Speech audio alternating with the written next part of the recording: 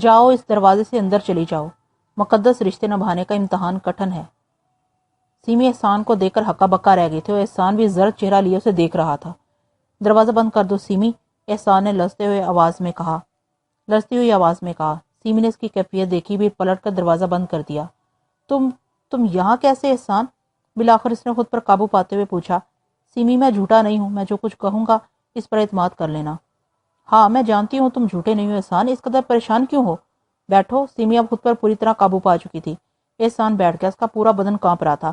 Semi کی حیرانی بھی عروج پر تھی، لیکن احسان کی اس کیفیت سے وہ پریشان تھی۔ احسان مجھے تمہارے اوپر مکمل بھروسہ ہے، مجھے بتاؤ یہ سب کیا ہے؟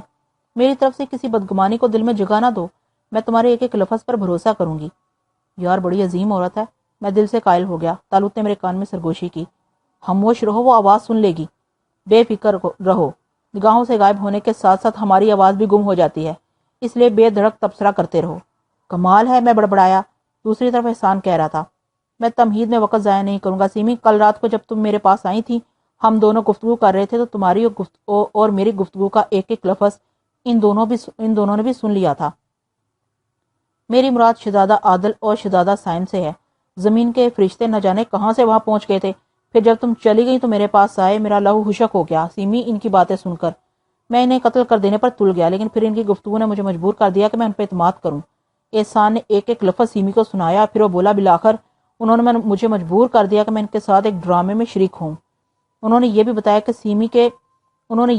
سیمی کہ یہ صرف میرے لیے نہیں بلکہ سیمی کے لیے بھی ہے، کیونکہ وہ اس کی بے پناہ عزت کرتے ہیں۔ انہوں نے کہا جو کچھ کریں گے وہ کسی پہ احسان نہیں ہے بلکہ اس سے وہ اپنے جذبات کو تسکین دیں گے۔ پھر آج صبح انہوں نے ڈرامہ شروع کر دیا۔ احسان نے استقبال والے ڈرامے کی تفصیل بتائی اور بتایا کہ کس طرح انہوں نے نواب صاحب سے مہلت لے لی ہے۔ کل وہ مجھے اپنے بھائی کی حیثیت سے پیش کرنا چاہتے ہیں۔ یہ سب کچھ میں نے ان کی اجازت سے تمہارے گوشے گزار کر دیا ہے سیمی، خدا کی قسم اگر تم یہ سب کچھ پسند نہ کرو تو میں انہیں مجبور کر دوں گا کہ وہ سب کچھ نہ کریں۔ احسان خاموش ہو گیا۔ سیمی پتھر کے بت کی طرح ساکت تھی، اس کا چہرہ پتھر کی طرح ویران ہو گیا تھا۔ نہ جانے اس کے ذہن میں کون کون سے خیالات آ رہے تھے۔ خاموشی کا وقفہ طویل ہو گیا، پھر سیمی واپس آ گئی، اس کے چہرے پر ایک عجیب طرح کا سکون پھیل گیا۔ پھر وہ سرد آواز میں بولی، انہیں ابو جان کے قرضے کے بارے میں معلوم ہو چکا ہے احسان؟ ہاں۔ اس کا وہ کیا کریں گے؟ شاید وہ اسے ادا کرنا چاہتے ہیں۔ کیا ابو جان اسے قبول کر لیں گے؟ اس کے بارے میں وہی کریں گے، بہرحال وہ چالاک ہیں۔ اگر قدرت ہمارے دلوں کے پھول کھلانا ہی چاہتی ہے تو ہمیں کیا اعتراض ہو سکتا ہے احسان؟ ہم نے تو پہلے بھی اس کی رضا کے سامنے سر جھکا لیا تھا، اب وہ اپنا کھیل بدلنا چاہتی ہے تو میں یا تم اسے روکنے کی قوت نہیں رکھتے۔ اگر وہ ابو جان کو تیار کر سکے تو ہم ان کے کاموں میں مداخلت نہیں کریں گے۔ سنو احسان، شمشیر کے ساتھ زندگی گزارنے پر میں 1000 بار مرنے کو ترجیح دیتی، لیکن ابو جان کا وقار مجھے 1000 زندگیوں سے زیادہ عزیز ہے۔ تم اپنے دوستوں ان فرشتوں سے کہہ دو کہ اگر وہ اللہ کی جانب سے آئے ہیں تو ہم ان کے کام میں مداخلت کرنے کی جرات نہیں کر سکتے۔ سیمی میری زندگی، احسان نے روتے ہوئے دونوں بازو پھیلا دیے اور سیمی اٹھ کر اس کے بازوؤں میں آ گئی۔ اے بھائی صاحب، بے اللہ کے نیک بندو، دروازہ تو کھول دو تاکہ یہ 2 بیوقوف باہر چلے جائیں۔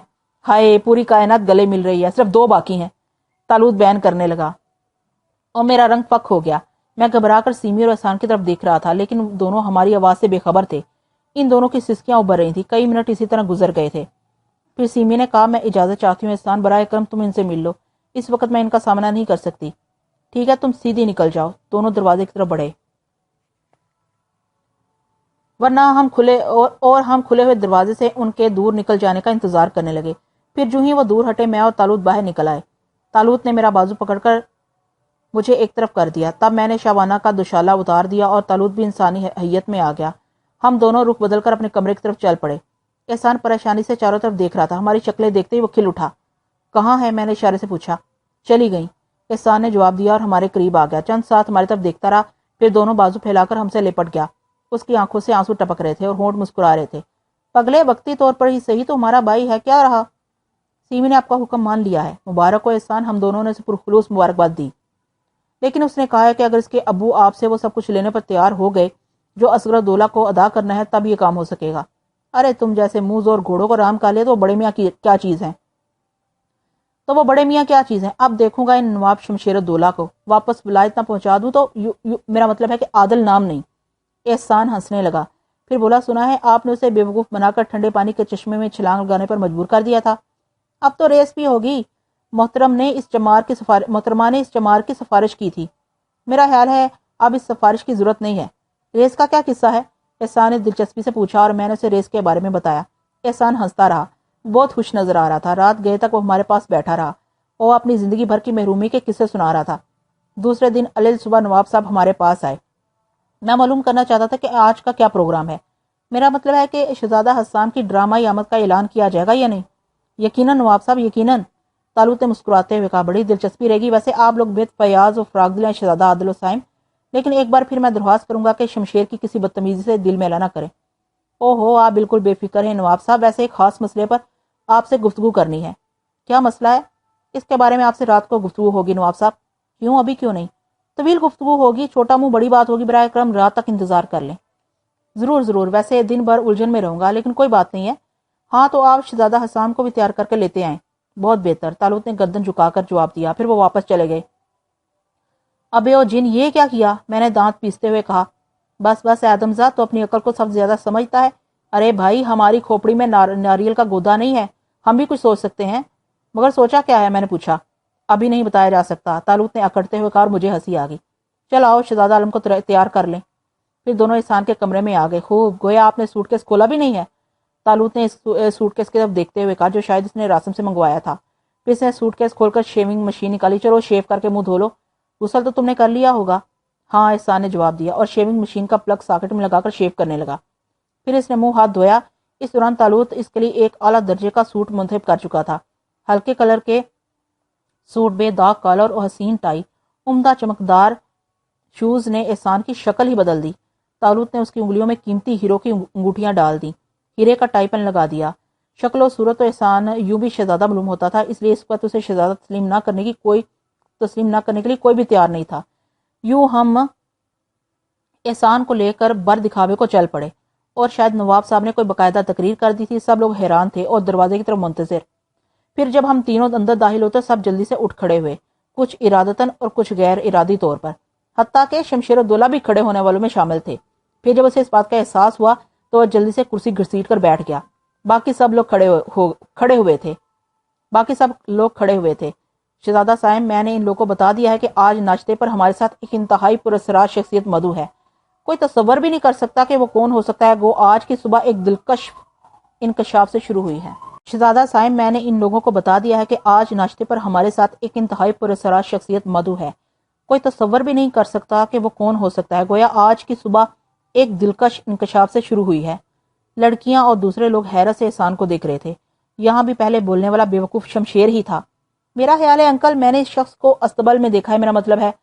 کوئی حرج نہیں شمشیر، تم جیسا انسان ایسے ہی الفاظ استعمال کر سکتا ہے۔ بہرحال تمہارا خیال درست بھی ہے۔ کافی عرصے تک شہزادہ حسام ہمیں بیوقوف بناتے رہے۔ شہزادہ حسام؟ بہت سی آوازیں بلند ہوئیں۔ ہاں، شادیہ کے تیسرے شہزادے شہزادہ حسام، جو تفریحاً ہمارے استقبال میں گھوڑوں کی نگرانی کر رہے تھے، لیکن کون جانتا تھا کہ وہ کیا ہیں۔ وہ شادیہ سے ناراض ہو کر طویل عرصے قبل چلے آئے تھے اور ان کے دونوں بھائی عادل و سائم انہیں تلاش کر رہے تھے۔ مجھے مسرت ہے کہ یہ دلچسپ ملاپ میرے غریب آنے پر ہوا۔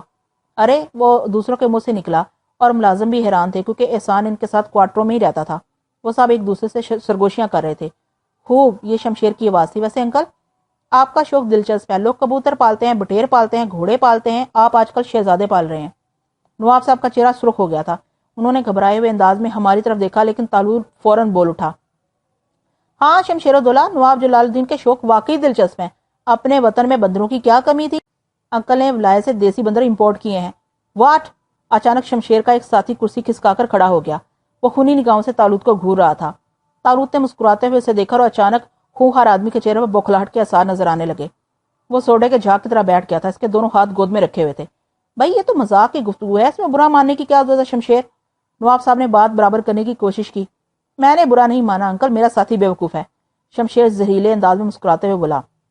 نواب صاحب نے چند لمحات مول درست ہونے کا انتظار کیا، پھر وہ حسام کے بارے میں دوسرے لوگوں کو بتانے لگے۔ سیمی بھی گردن جھکائے بیٹھی تھی، اس کا چہرہ حسب معمول تاثرات سے آ رہی تھا۔ بہرحال احسان سب کی توجہ کا مرکز بن گیا تھا۔ ناشتہ جاری رہا، لیکن شمشیر اس کے ساتھیوں کے منہ بنے ہوئے تھے۔ اچانک شمشیر نے کہا، بات مذاقی ہی ہے انکل، لیکن میں یہ پوچھے بغیر نہ رہ سکوں گا کہ یہ اجتماع شہزادگان کس لیے ہے؟ او، ممکن ہے الوری کے عسکر الدولہ نے تمہارے آنے کے بعد اپنے اصول بدل دیے ہوں، ورنہ نوابوں کے مہمان خانے کبھی خالی نہیں رہتے، جلال الدین نے کہا۔ نہیں، میری وجہ سے اصول نہیں بدلے گئے، ہاں کچھ پرانے اصولوں کی پابندیاں ضرور کی جاتی ہیں، جن میں ایک یہ بھی ہے کہ ہم تصدیق شدہ اعلیٰ نسب کے لوگوں کو مہمان بناتے ہیں۔ آپ حضرات سے معافی کا خواستگار ہوں، اس نے ہماری طرف دیکھتے ہوئے کہا۔ کوئی بھی شخص خود کو شہزادہ کہہ کر ہم میں داخل ہو سکتا ہے، اس طرح ہماری حیثیت متاثر ہوتی ہے۔ آپ شادی کے بارے میں ہی غور کر لیں، بقول شہزادوں کے وہ کوئی پہاڑی ریاست ہے، پہاڑوں کی ریاست کیا ہوگی؟ ممکن ہے تھوڑے سے رقبے میں چاند لوگوں کو جمع کر کے جرگہ بنا لیا گیا ہو اور اسے ریاست کا نام دے دیا گیا ہو۔ معاف کیجیے انکل، اس سے ہماری توہین ہوتی ہے۔ مجھے جواب دیں، کیا شادیہ؟ ہاں، میں شادیہ کے بارے میں اچھی طرح جانتا ہوں۔ ان لوگوں کی نیکی اور شرافت شادیہ کی نمائندگی کرتی ہے۔ اس کے علاوہ شمشیر، تم یہاں صرف ایک مہمان کی حیثیت سے ہو۔ میرا خیال ہے کہ مہمانوں کے لیے بھی کچھ اصول مقرر ہوتے ہیں۔ نواب صاحب مٹھیا بیچ کر بولے۔ نہیں انکل، میں صرف مہمان نہیں ہوں، آپ جانتے ہیں کہ میں صرف مہمان نہیں ہوں، اور نواب اصغر الدولہ مجھے بتا چکے ہیں کہ میں صرف ایک مہمان نہیں ہوں۔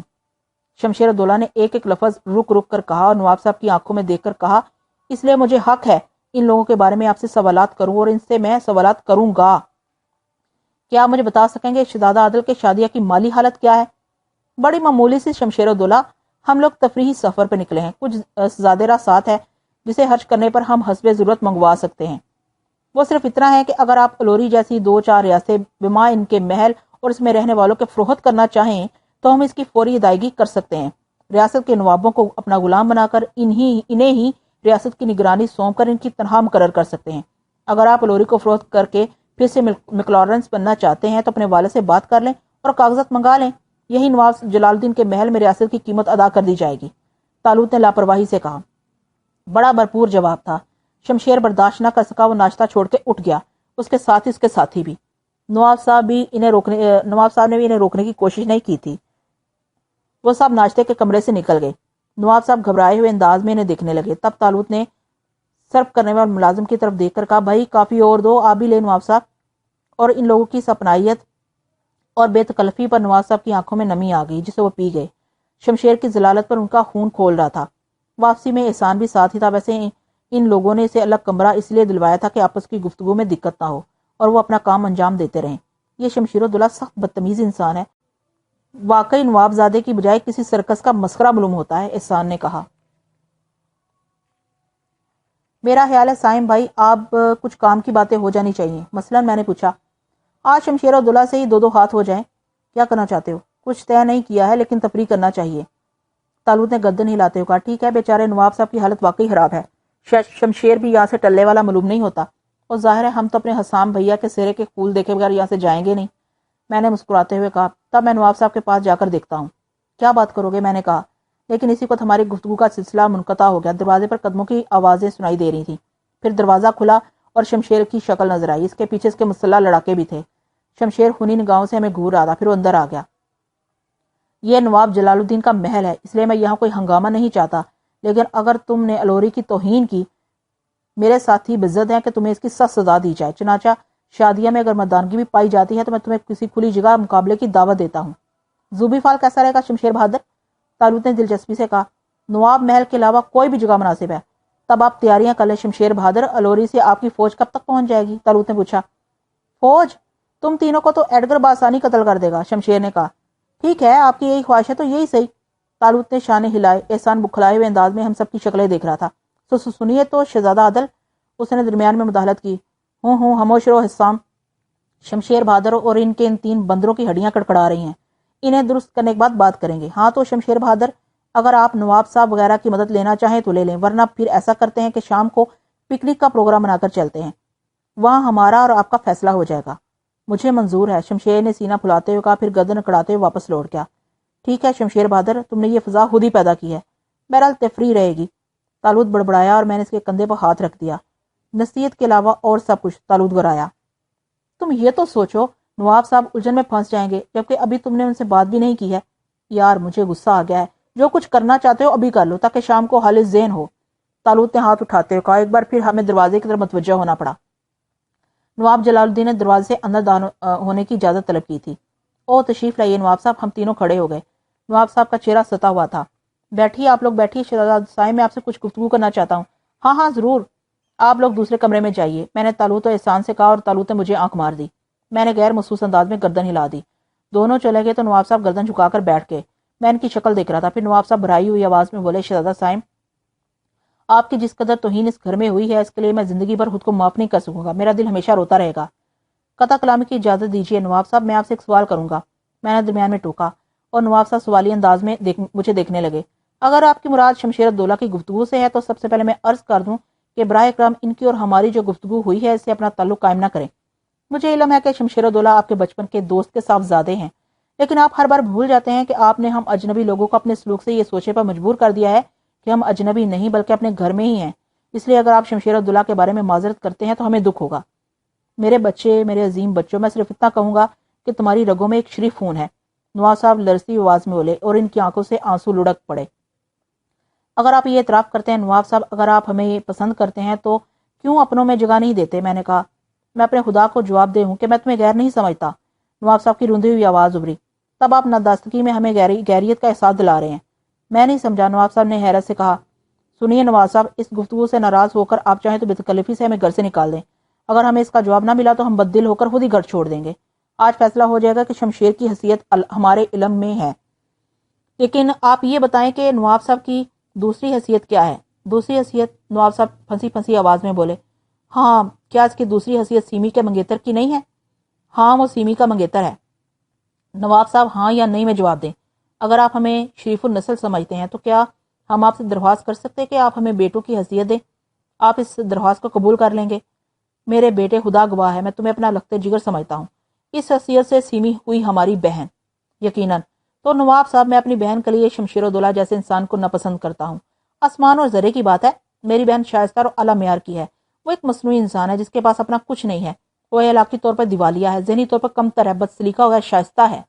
نواب صاحب، کیا ایک بھائی اپنی بہن کو جہنم میں جھونک سکتا ہے؟ کیا آپ ذمہ داری لیتے ہیں کہ میری بہن کے ساتھ بدسلوکی نہ ہوگی؟ کیا وہ کمظرف آدمی قدم قدم پر اس کی توہین نہیں کرے گا؟ مجھے احساس ہے بیٹے، نواب صاحب روتے ہوئے بولے۔ کیا بیٹیاں اس لیے پیدا ہوتی ہیں نواب صاحب کہ انہیں جہنم کا ایندھن بنا دیا جائے؟ نہیں تو سنیں، سیمی سے نفرت کرتی ہے، شدید نفرت، میں دعویٰ کرتا ہوں، لیکن میں مجبور ہوں بیٹے۔ کیوں؟ جواب دیں۔ میرا چہرہ سرخ ہو گیا۔ نواب صاحب نے میری طرف دیکھا اور اچانک ان کی سسکیاں رک گئیں۔ میں اپنی غلط کاریوں کی بنا پر، سنو، جلال آباد رہن ہے، میرا وقار فروخت ہو چکا ہے، میں اصغر الدولہ کا مقروض ہوں، میں جھوٹی شان پر بیٹی کی قربانی دے رہا ہوں۔ مجھے علم ہے اگر اس محل میں ہماری توہین ہوئی ہے تو صرف یہی کہ ہم اپنائیت کی بھیک مانگتے رہے ہیں اور ہمیں وہ بھیک نہیں ملی۔ دولت دنیا کی سب سے بے حقیقت شے ہے نواب صاحب، وہ انسان کا وقار نہیں خرید سکتی۔ جو لوگ دولت سے وقار کی تجارت کر سکتے ہیں وہ انسان نہیں کہلاتے۔ ہم نے آپ سے محبت طلب کی اور آپ نے صرف ہمارا احترام کیا، ہماری ضرورت پوری نہیں کی۔ آپ شمشیر کی بدتمیزیوں کو معافی مانگنے چلے آئے، اپنے بیٹوں سے اپنی پریشانی کا اظہار نہیں کیا۔ اور کیوں نواب صاحب؟ کیا یہی اپنائیت ہے؟ میں مجرم ہوں بیٹے، مجھے جو چاہے سزا دے لو۔ نواب صاحب گردن جھکائے ہوئے بولے، اولاد والدین کو، چھوٹے بزرگوں کو سزا نہیں دیتے، ہاں اپنی خواہشات کے لیے ضد ضرور کرتے ہیں۔ تو سنیں نواب صاحب، میں آپ سے اپنا حق طلب کرتا ہوں، میں آپ کا اعتماد چاہتا ہوں، میں آپ کی اپنائیت اور آپ کی محبت چاہتا ہوں۔ بولو، کس طرح یقین کرو گے؟ نواب صاحب پر اعتماد لہجے میں بولے، میں اپنی بہن کے لیے اس کا پسندیدہ مستقبل چاہتا ہوں۔ میری مجبوریاں تمہارے علم میں ہیں۔ جوان بیٹے والدین کی مجبوریاں سمیٹ لیتے ہیں۔ آپ کے دو بیٹے ہیں، عادل اور سائم۔ نواب صاحب، ہم دونوں کی خواہش ہے کہ ہم اصغر الدولہ کا قرض اس کے منہ پر ماریں، اور نواب صاحب ہماری خواہش ہے کہ ہم حسام کو اور سیمی کو رشتہ ازدواج میں منسلک کر دیں۔ حسام اب کہیں نہیں جائے گا۔ سنیے نواب صاحب، حالانکہ یہ بات میرے پروگرام میں شامل نہیں تھی، میں کئی زندگیوں کو داؤ پر لگا رہا ہوں، لیکن اب میں ہر انجام کے لیے تیار ہوں۔ میرا ایمان ہے سچ میں جو قوت ہوتی ہے وہ جھوٹ میں نہیں، اور سیمی احسان سے بہت زیادہ محبت کرتی ہے، اس لیے ہمیں چاہیے کہ ہم ان دونوں کی شادی کر دیں۔ تالوت کے میرے چہرے پر ایک عزم تھا۔ نواب صاحب پاگلوں کی طرح ہمیں دیکھ رہے تھے۔ کافی دیر تک ان پر سکتا رہا، پھر وہ بھرائی ہوئی آواز میں بولے، سیمی بھی اسے پسند کرتی ہے؟ بے پناہ، اس طرح کہ اگر دونوں کو الگ کر دیا جائے تو وہ بے جان انسانوں کی مانند زندہ رہیں گے۔ لیکن اصغر الدولہ چچھورا آدمی ہے، گو وہ اسے صرف اپنی رقم چاہیے نا۔ ہاں، اس کے پاس کاغذات ہیں، ایسے کاغذات، تمام کاغذات آج ہی رات آپ کو مل جائیں گے، رقم ادا کیے بغیر۔ میں نے پھر نواب صاحب کی بات درمیان سے کاٹ دی، لیکن اس کے باوجود آپ اسے رقم ادا کریں گے؟ اب میں کچھ نہیں بول سکتا۔ ٹھیک ہے، میں کچھ بھی نہیں کہوں گا، میں تمہارے احسان کا تذکرہ بھی نہیں کروں گا، سب کچھ فضول ہے۔ لو، میرا وقار اب تمہارے ہاتھ میں ہے۔ نواب صاحب نے اپنی ٹوپی اتار کے میرے سامنے اچھال دی، لیکن میں نے اسے زمین پر نہ گرنے دیا، اٹھا کر سر پر رکھ لیا۔ آج آپ نے ہمیں دنیا کی سب سے قیمتی شے دے دی ہے نواب صاحب، جائیے آرام کیجیے، اس خاندان کی عزت اب آپ کے دونوں بیٹے سنبھال لیں گے۔ मैं अपने बेटों की कुव्वत का मुतरफ हूं। नवाब साहब पूरी तरह इत्मीनान से बोले, फिर वो खामोशी से कमरे से निकल गए। उनके चले जाने के बाद मैं कमरे से निकला, एहसान के कमरे की तरफ बढ़ गया। तालूत मौजूद न था। चले जाने के बाद मैं कमरे से निकला और एहसान के कमरे की तरफ बढ़ गया। तालूत मौजूद न था। सिर्फ एहसान था जो उदास सी शक्ल बनाए बैठा था। मैं समझ गया कि तालूत कहाँ होगा। बहरहाल वो मेरे पीछे ही वो कमरे में दाखिल हुआ था। तुमने मेरी और नवाब साहब की गुफ्तगू सुन ली? मैंने कहा। अच्छी तरह। कहीं कोई झोल? जरा बराबर नहीं। कागजात का क्या करोगे? आदमी रवाना कर दिया है। कोई दिक्कत तो नहीं हो गई? जरा बराबर नहीं, बल्कि तुम कहो तो अलोरी को दिवालिया कर दूं। नहीं नहीं, हमें सिर्फ शमशेरउद्दौला से प्रकाश है और यहाँ इसका कोई हमदर्द नहीं है। चनाचा आज शमशेरउद्दौला की दावत होगी। और हाँ, अपने इस यार का तो मीठा मुंह मीठा करो। और हाँ, अपने इस यार का मुंह तो मीठा करो। इसकी शादी की बात पक्की हो गई है। समझे एहसान, नवाब साहब सिमी की शादी तुम्हारे साथ करने पर रजामंद हो गए हैं। एहसान के मुंह से एक लफ्ज भी नहीं निकला। उसकी आंखों से सिर्फ आंसू बहते रहे। तालूत ने जल्दी से जेब से एक पुड़िया निकाली और उसे खोलने लगा। फिर इसने पुड़िया में से शक्कर की एक चुटकी भरी और एहसान का मुंह खोलकर इसमें डाल दी। नाश्ते की मेज से चुराई थी इसी मौके के लिए। लो तुम भी मुंह मीठा करो, उसने थोड़ी सी शक्कर अपने और थोड़ी सी मेरे मुंह में डालते हुए कहा। और शदीद संजीदगी के बावजूद भी एहसान हंस पड़ा। पिकनिक की तैयारियों के लिए कोई खास मेहनत नहीं करनी पड़ी थी। अलबत्ता शमशेरउद्दौला की सज धज देखने के काबिल थी। उसने उसके साथियों ने घोड़े पसंद किए थे। लड़कियां आज सब हमारी कार में थी। दूसरी कार भी ले ली गई थी। बहरहाल किसी को बताया नहीं गया था कि आज शमशेर की शामत आ गई है। शमशेर ने सीमी को भी घोड़े पर चलने की पेशकश की थी, लेकिन सीमी ने माजरत कर ली थी। ताहम शमशेर ने अपना घोड़ा खास तौर से सीमी की कार के पीछे लगाया, लेकिन इस कार का स्टीयरिंग तालूत के हाथों में था। घोड़े की जान तो रास्ते में ही निकल गई थी, क्योंकि तेज रफ्तार कार का साथ देने के सिलसिले में मार खा खा कर उनका बुरा हाल हो गया था। बहरहाल अब हम जुबीफाल के नजदीकी मैदान में पहुंच गए और थोड़ी देर के बाद चारों सवार भी पहुंच गए। मैंने आहिस्ता से कहा, साईं भाई, अरे एक्स मंगेतर ने आज हमें चैलेंज किया है। चनाचा तुमसे माजरत। एक्स मंगेतर? सीमी हंस पड़ी, लेकिन वो सवालिया अंदाज में मेरी शक्ल देख रही थी। खुशखबरी तुम्हें यहाँ लाकर सुनाना चाहता था। आदिल की जेब में शक्कर की एक पुड़िया थी जो नाश्ते की मेज से चुराई थी और जिसे एक चुटकी से उसने मेरा और अपना मुंह मीठा कराया था। अभी चुपके से पुड़िया मांग कर तुम्हें भी खिलाऊंगा। वो अजीब से अंदाज में हंस रही थी। भाई साफ साफ क्यों नहीं पूछती? हाँ हाँ, मैंने बात कर ली है। वो मेरे भाई हसाम से नहीं, बल्कि तुम्हारे एहसान से तुम्हारी शादी करने पर रजामंद हो गए हैं। और खुदा की कसम के ये झूठ नहीं है। मैंने कहा सीमी सकते में रहेगी। इसकी शक्ल दिखने वाली थी। फिर वो आगे बढ़ी। उसने मेरा बाजू पकड़ लिया। उसकी गिरफ्त बहुत मजबूत थी, जिससे इसके ज़हनी हिजान का अंदाजा होता था। सीमी, तुम जितनी प्यारी लड़की हो, हम तुम्हें शमशेर जैसे गीदड़ के हाथों कैसे दे सकते थे? सीमी की आंखों से आंसू बहने लगे। वो हमें रुकत अमेज नजरों से देख रही थी। शमशेर ने दूर से ये मंजर देख लिया था। सीमी अभी तक मेरा बाजू पकड़े हुए थी। अगर तन्हाई होती तो वो यकीनन मुझसे लिपट जाती। दूसरे लम्हे शमशेर का घोड़ा हमारी तरफ दौड़ा। वो मुंह से शू शू करता हुआ हमारे नजदीक पहुंचा और फिर मुझे घूरने लगा। फिर मुझे घूरते हुए सीमी से बोला, क्या बात है सीमी, क्या तुम्हारे साथ बदतमीजी की गई है? बदतमीजी तो अब तुम्हारे साथ की जाएगी मेरी जान, फिक्रमंद ना हो। मैं तुम्हारे बदन की पूरी खाल उतार दूंगा। साइम, तुम इससे वाकिफ नहीं हो। शमशेर गरजा और दूसरे लोग भी हमारी तरफ मतवज्जो हो गए। तालूत जल्दी से मेरी तरफ बढ़ा था। सीमी, इसका हाथ छोड़ दो, मुझे ये बेतकल्फी पसंद नहीं है। वल्दियत में तो तुम लोग अपनी माएँ और बहनें दूसरों की आगोश में दे देते हो, यहाँ ये इतराज क्यों? और फिर सीमी से तो तुम्हारा कोई रिश्ता भी नहीं है, मैंने जहरीले अंदाज में कहा। और शमशेर का पारा अरूज पर पहुंच गया। दूसरे ही लम्हे इसने दांत पीसकर घोड़े को एड़ दी। वो शायद दीवानगी में घोड़ा ही हमारे ऊपर चढ़ा देना चाहता था, लेकिन अचानक एक दिलचस्प तमाशा शुरू हो गया। घोड़ा आगे बढ़ने के लिए जोर लगा रहा था, लेकिन किसी नादीदा हाथ ने इसकी दुम पकड़ रखी थी। वो एक कदम आगे नहीं बढ़ सका। तमाम लोग पीछे हट गए। घोड़ा एक बार उछला और दूसरे में इसने अलफ होकर शमशेर को नीचे गिरा दिया। शमशेर मुंह के बल गिरा था। इससे इसका चेहरा खराब हो गया, लेकिन दूसरे लम्हे उठ खड़ा हुआ। इसकी आंखों में खून उतरा हुआ था। लड़कियां सहम कर चीखने लगी। शमशेर के लड़ाकों ने पिस्तौल निकाल लिए थे। शमशेर बहादुर अपने लड़ाकों की मदद से लड़कियों की बेइज्जती करना चाहते हैं, लेकिन किसी को फिक्र करने की कोई जरूरत नहीं है, हम लोग मौजूद हैं। तालूत ने होंठ भींच कर कहा और लड़कियां और जोर से चीखने लगी। यहां से तुम्हारी लाशें ही वापस जाएंगी। शमशेर गरजा। सुन लिया तुम लोगों ने? नवाब साहब के सामने गवाही देना होगी। नवाब साहब के सामने गवाही देना होगी। तालूत फिर लड़कियों से बोला और फिर शमशेर से बोला, मैं हुक्म देता हूं शमशेर के अपने आदमियों को पिस्तौल फेंकने का हुक्म दो। पकड़ो इसे, गिराकर जवा कर डालो। शमशेर ने तीनों लड़ाकों से कहा और उन्होंने जल्दी से पिस्तौल होस्टरों में रखकर चाकू निकाल लिए। میں اور احسان آگے بڑھے تو طالوت نے جلدی سے دونوں ہاتھ اٹھا دیے۔ نہیں نہیں سائم بھیا، یہ ہماری توہین ہے، کیا میں ان تینوں سے بھی نہیں نپٹ سکوں گا؟ تم لوگ پیچھے ہٹ جاؤ، یہ دیوانگی ہے احسان گرجا۔ رک جاؤ حسام، ٹھیک ہے عادل انہیں درست کر لے گا، میں نے کہا، اور احسان چونک کر میری شکل دیکھنے لگا۔ شمشیر کے چہرے سے آگ برس رہی تھی، وہ اس وقت سب کچھ کرنے پر تل گیا تھا۔ لڑکیاں سہمی ہوئی تھی، سیمی پاگلوں کی طرح کبھی میری اور احسان کی شکل دیکھتی اور کبھی عادل لڑاکوں کی۔ شمشیر کے لڑاکے چاقو کھولے طالوت پر حملہ کرنے کے لیے تیار تھے، ان کے چہروں پر سے وحشت برس رہی تھی اور عجیب ماحول تھا، دوسرے لوگ لرز رہے تھے، لیکن طالوت کی حقیقت سے صرف میں واقف تھا۔ معزز شمشیر الدولہ، میں تمہارے لڑاکوں کی پٹائی نہیں کروں گا، صرف ان کے لباس اتار لوں گا، انہیں زوبی فال کے دریا میں 3 غوطے دوں گا، اور میرے خیال میں یہی سزا ان کے لیے کافی ہوگی۔ اس کے بعد تمہارے بارے میں فیصلہ کیا جائے گا۔ ذبح کر دو، شمشیر حلق پھڑ کر چیخا، اور تینوں لڑاکوں نے خوفناک انداز میں طالوت پر حملہ کر دیا۔ طالوت نے انہیں جھکائی دی اور وہ آپس میں ایک دوسرے سے ٹکرا گئے۔ بمشکل تمام وہ تینوں خود کو زخمی ہونے سے بچا سکے تھے۔ میں سمجھ گیا طالوت اگر چاہتا تو اس کے اشارے پر وہ تینوں ننگے ہو سکتے تھے، ان کے چاقو ان کے ہاتھوں سے نکل کے ایک دوسرے کے جسم میں پیوست ہو سکتے تھے، لیکن وہ انسانوں کے سے انداز میں لڑنا چاہتا تھا تاکہ کوئی اس کی شخصیت پر شک نہ کر سکے۔ لڑاکے سنبھلے اور اس بار انہوں نے بڑی مہارت سے حملہ کیا تھا، لیکن اس بار طالوت نے انہیں جھکائی نہیں دی، بلکہ اس نے ان تینوں کو دبوچ لیا۔ وہ تینوں اس کے بازوں کے شکنجے میں جکڑ گئے اور بری طرح زور لگانے لگے۔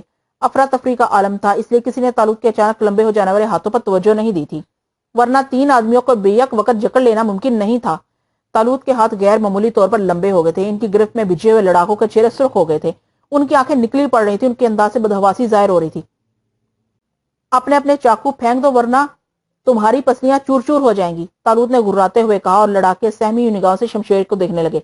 ٹکڑے کر دو، پلٹ کر ہاتھ مارو، شمشیر نے دانت پیستے ہوئے کہا، پھر اس نے اپنا پستول نکال کر اس کا رخ طالوت کی طرف کر دیا، لیکن اس وقت میں خاموش نہیں رہ سکتا تھا۔ میں نے پھرتی سے شمشیر کے پستول پر ہاتھ ڈال دیا، پھر میرا گھونسا شمشیر کے جبڑے پر پڑا۔ شمشیر کسی گینڈے کی طرح مضبوط تھا، لیکن مجھے اپنی یادداشت پر ہمیشہ شرمندگی ہی ہوتی تھی۔ مجھے اس وقت بھی یاد نہیں رہا تھا کہ میری رگوں میں طالوت کا مہیا کیا ہوا شربت فولاد دوڑ رہا ہے۔ وہ تو جب میرے گھونسے نے عجیب تماشا دکھایا تب مجھے یاد آیا۔ شمشیر کا جبڑا اپنی جگہ سے کھسک گیا تھا اور وہ کروٹ کے بل نیچے گرا تھا۔ میں نے اس کا پستول اٹھایا اور پوری قوت سے پانی کی طرف اچھال دیا۔ شمشیر کے حواس گم تھے، ممکن ہے 2-4 دانت بھی ٹوٹ گئے ہوں۔ اس ایک گھونسے نے اسے خراب پوزیشن کا احساس دلا دیا تھا، چنانچہ اس نے فوری طور پر اٹھنے کی کوئی کوشش نہیں کی۔ دوسری طرف عادل نے تینوں لڑاکوں کو ادموا کر دیا تھا، ان کے چاقو ان کے ہاتھوں سے نکل کر نیچے گر پڑے تھے، اب ان کے منہ سے کراہیں نکل رہی تھی۔ چھوڑو، خدا کے لیے چھوڑ دو، ایڈگر نے بے مشکل کہا۔ ایک شرط پر، طالوت نے جواب دیا، تم لوگ اپنے کپڑے اتار کر پانی میں 3 غوطے لگاؤ گے۔ ہم لگائیں گے، وہ تینوں بیک وقت بولے، اور طالوت نے گرفت ڈھیلی کر دی۔ پھر اس نے ان تینوں کی طرف دیکھا، وہ جھوم رہے تھے اور گہری گہری سانسیں لے رہے تھے۔ شمشیر اٹھ کھڑا ہوا تھا، وہ بے بسی سے ہاتھ مل رہا تھا۔ ہیلو ڈیئر میکلارنس، آؤ، طالوت نے اسے چیلنج کیا، اور شمشیر دانت پیس کر رہ گیا۔ آؤ، عادل نے اسے چیلنج کیا، اور شمشیر دانت پیس کر رہ گیا۔ میرا ہاتھ ابھی تک اس کے ہوش خراب کیے ہوئے تھا، اور اس میں کوئی نیا خطرہ مول لینے کی ہمت نہیں تھی۔ کم آن ڈیئر میکلارنس، ولایتی چوہے کی چٹنی خواتین کو بہت پسند ہوگی، آؤ ہمت کرو، طالوت پھر بولا، اور شمشیر خاموشی سے اپنے گھوڑے کی طرف بڑھ گیا۔ اس نے گھوڑے کی رکاب پر پاؤں رکھا اور وزن ڈال کر اس پر چڑھنے کی کوشش کی، لیکن اچانک رکاب ٹوٹ گئی اور ایک بار پھر اسے زمین چاٹنا پڑی۔ گھوڑا الف ہو کر دور ہٹ گیا تھا۔ ایسے نہیں بھاگ سکو گے پیارے بندر، طالوت نے پھر کہا۔ اس بار شمشیر کسی ارنے بھینسے کی طرح اس کی طرف لپکا۔ اس نے سر سے ٹکر مارنی چاہی تھی، لیکن طالوت کسی ماہر بل فائٹر کی طرح سامنے سے ہٹ گیا اور شمشیر دور تک دوڑتا چلا گیا تھا۔ پھر اس نے جھک کر ایک پتھر اٹھایا اور پوری قوت سے طالوت پر پھینک مارا، لیکن یہاں بھی طالوت نے ستم ظریفی سے کام لیا۔ پتھر چند فٹ پر گرا تھا۔ ہائے، اس بھینسے جیسے بدن کی یہ نزاکت، بہت تھک گئے پیارے، طالوت بولا، پھر ایک دم چیخا، اے تم کہاں بھاگ رہے ہو، رک جاؤ۔ اور شمشیر کے تینوں لڑاکے جو موقع ملتے ہی فرار ہونے کی کوشش کر رہے تھے، اس طرح رک گئے جیسے کسی نے ان کی کمر پکڑ لی ہو۔ شرط پوری کیے بغیر تو تم نہیں بھاگ سکو گے، شرط پوری کیے بغیر تو تم نہیں بھاگ سکو گے، طالوت مسکراتے ہوئے بولا، اور تینوں گڑ گڑانے لگے۔ معاف کر دو، بس ایک احسان کرو، پانی بہت ٹھنڈا ہے، مر جائیں گے۔ لڑکیوں کے منہ حیرت سے کھل گئے تھے، انہیں شاید انسانوں سے اس بزدلی کی توقع نہیں تھی۔ ان کے پاس پستول موجود تھے، لیکن اب شاید وہ پستول نکالنے کی ہمت بھی نہیں رکھتے تھے۔ تب پھر دوسری شرط پوری کرنا ہوگی، طالوت نے ایک گہری سانس لے کر کہا۔ معاف کر دو شہزادے صاحب، بس ایک بار معاف کر دو، وہ گڑ گڑائے ہوئے لہجے میں بولے۔ معاف کر دوں گا، لیکن دوسری شرط یہ ہے کہ اپنے اپنے پاؤں سے جوتے اتار کر شمشیر الدولہ کی کھوپڑی پر 5 رسید کر دو، جلدی کرو ورنہ میں تمہیں اٹھا کر پانی میں پھینک دوں گا۔ तालूत इनकी तरफ बढ़ा, लेकिन इसके करीब पहुंचने से कबल ही वो झुके और अपने अपने जूते उतारने लगे। कमीनों, जलीलो, कुत्तों, तुम मेरे जूते लगाओगे? शमशेर दौला धाड़ा। मजबूरी है बॉस, पानी बहुत ठंडा है, हम नहीं चाहते, हम मरना नहीं चाहते। एडगर ने कहा, नमक हरामों, में आज ही तुम्हें अपनी मुलाजमत से खारिज करता हूं। हम मेहनत मजदूरी कर लेंगे बॉस, मगर पानी बहुत ठंडा है। वह एक एक जूता पकड़े आगे बढ़े और शमशेर दीवाना हो गया। इसके बाद एक दिलचस्प हंगामा शुरू हो गया। शमशेर अब तालूत से या मुझसे तो भिड़ने की हिम्मत नहीं कर सकता था, लेकिन वो अपने आदमियों पर घूंसे बरसा रहा था और वो लोग इसके जूते लगाने में कोशां थे। तालूत ने सिर्फ 5-5 जूतों के लिए कहा था, लेकिन अब बात बिगड़ गई थी। शमशेर इन पर घूंसे बरसा रहा था और वो जूते। ऐसी हालत में गिनती किसे याद रहती।